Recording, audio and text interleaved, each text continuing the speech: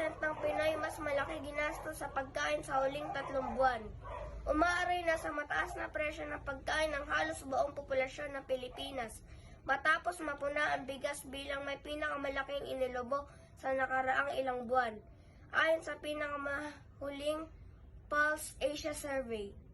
BP Duterte binanatan online dahil sa kaaway ng kapayapaan ng hirit. Binatikos ng netizen si Vice President Sara Duterte matapos itong manggalaiti sa mga kritiko ng kanyang kontrobersyal sa confidential funds. Signal number 3 nakataas pa rin sa Batanes, Typhoon Jenny tumindi pa. Lalo pang lumakas ang bagyong Jenny matapos ito lampasan ng Orchid Island, malapit sa timog bahagi ng Taiwan.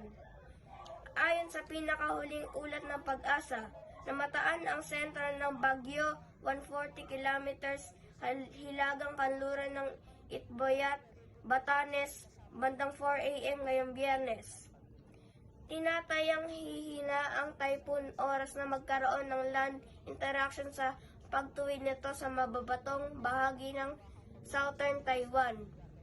Nakataas pa rin ang tropical cyclone wind signal sa iba't ibang bahagi ng bansa. Ako po si Russell Kataag, nagbabalita.